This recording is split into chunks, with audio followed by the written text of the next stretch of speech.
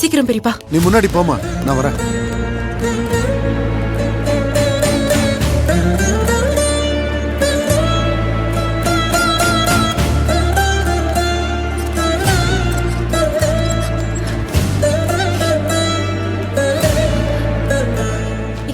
எழில், எழில், தேவி இப்ப எப்படி இருக்கா? டாக்டர் என்ன சொன்னாங்க? எந்த பிரச்சனையும் இல்ல? இல்ல, நீ டென்ஷன் ஆகாத. ட்ரீட்மெண்ட் நடந்துகிட்டு இருக்க, நீ பதட்டப்படாத.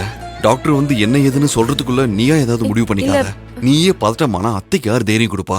அவங்க நம்பிக்கையும் தைரியமும் நீதான். நீ முதல்ல அவங்ககிட்ட பேசு. அம்மா, கயல், அம்மா, தேவி பேச்சு மூச்சு இல்லாம கிடக்குற. ஒண்ணும் ஆகாது, எனக்கு ஒண்ணும் ஆகாதுன்னு சொல்றாங்க. நல்லா பாடுறா. நீ அவசரப்பட்டு பண்ண தப்பால இப்ப என்னெல்லாம் பிரச்சனை வந்திருக்கு பாரு.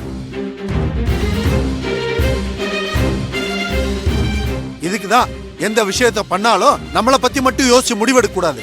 கூட இருக்கிறவங்களையும் நம்ம குடும்பத்தையும் ஒரு நிமிஷம் யோசிச்சு பார்க்கணும். நம்ம பண்ற விஷயத்தினால அவங்களுக்கு எல்லாம் பாதிப்பு வந்துருமோன்னு கொஞ்சமாவது யோசிக்கணும்டா. பாரு, அங்க பாரு.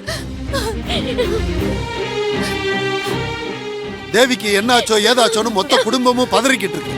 அவளுக்கு மட்டும் ஏதாவது ஆச்சு, தம்பி பையன் கூட பார்க்க மாட்டேன். நானே உன்னை கொல்லுவேன். என்னங்க இப்ப எதுக்கு அவனை திட்டுறீங்க? இப்படி எல்லாம் நடக்கும்னு அவன் என்ன தெரிஞ்சா பண்ணா? தேவி கர்ப்பமா இருக்கா. கர்ப்பமா இருக்கும்போது இந்த மாதிரி மயங்கி விழறதெல்லாம் சகஜம். அவளுக்கு எதுவும் ஆகாது. இவங்க 2 பேரும் கல்யாணம் பண்ணிக்கிட்டதுனால தேவி மயங்கிதான் விழுந்திருக்கா. ஆனா இவங்க 2 பேரும் கல்யாணம் பண்ணிக்கலனா இந்த பொண்ணு செத்தே போயிருப்பா. அப்ப என்ன பண்ணிருப்பீங்க? ஏய், நீ என்ன இவனுக்கு சப்போர்ட்டா? பாருமா எப்படி பேசிக்கிட்டு இருக்கா பாருமா. டாக்டர், டாக்டர், என் தங்கச்சி எப்படி இருக்கா? குழந்தைக்கு எந்த பிரச்சனையும் இல்லல? Nothing to worry. நீங்க பயப்படுற மாதிரி எதுவும் இல்ல.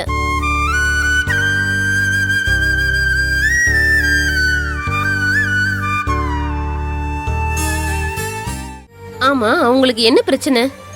இல்ல, அவங்க ரொம்ப டிப்ரெஷன்ல இருக்காங்க. அப்படி இருக்கிறது அவங்களுக்கு மட்டும் இல்ல, அவங்க வயித்துல வளர்ற குழந்தைக்குமே அது ரொம்ப பெரிய ஆபத்து தான்.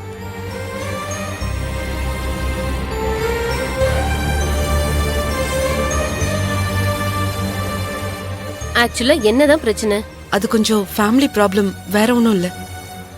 அதனாலதான் கொஞ்சம் டிஸ்டர்ப்டா இருந்தா. என்னதான் ப்ராப்ளமா இருந்தாலும் அவங்க பிரெக்னெண்டா இருக்கும்போது பார்த்து நடந்துக்க வேண்டாமா? ஸ்கேன் பண்ணி பார்த்ததுல இன்னும் 10 டேஸ்ல அவங்களுக்கு குழந்தை பிறக்க சான்சஸ் இருக்கு.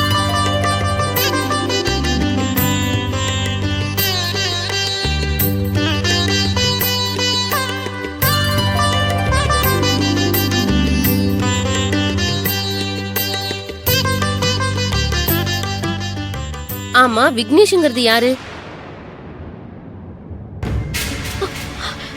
அவளோட ஹஸ்பண்ட். அவர் இங்க இருக்காரா?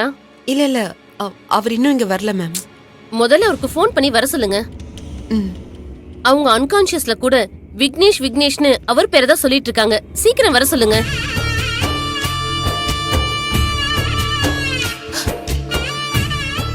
விக்னேஷ், விக்னேஷ்.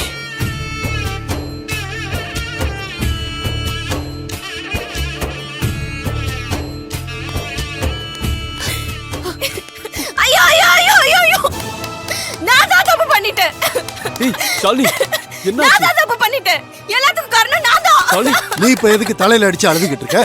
இல்ல, என்னாலதான் எல்லாம். என்னாலதான் என் அன்னைக்கு இப்படி ஆச்சு. என் அண்ணனும் அண்ணியும் பிரிஞ்சுட்டாங்க. ஐயோ ஐயோ ஐயோ ஐயோ, நான் அவசரப்பட்டனே. ஆமா, இப்ப வந்து அழுது என்ன பிரயோஜனம்? சொல்லும் போதே கேட்டிருக்கணும். இஷ்டத்துக்கு எல்லாத்தையும் பண்ணிட்டு எல்லாருக்கும் பிரச்சனையை உண்டாக்கிட்டீங்க. அம்மா, அம்மா விடு. தேவிய பத்தி யோசி. இன்னும் 10 நாள்ல அவளுக்கு குழந்தை பிறந்துரும்னு சொல்லிருக்காங்க. நாம என்ன கையில் பண்றது? ஒரு பக்கம் தேவிக்கு வளகாப்பு நடத்தல, மாப்பிள்ள அவளை வீட்டை விட்டு வெளியில அனுப்பிட்டாரு. 10 நாள்ல அவளுக்கு குழந்தை பிறக்க போகுது. எப்படி கையில்? 10 நாள்ல இது எல்லாத்தையும் எப்படி சரி பண்ண முடியும்? சரி பண்ணக்கூடிய பிரச்சனையா இது? சரி பண்ணிதான் ஆகணும். சரி பண்ணுவேன், அந்த நம்பிக்கை எனக்கு இருக்கு. நான் விக்னேஷ்க்கு ஃபோன் பண்ணிட்டு வரேன். நான் தான் சொல்றேன்ல.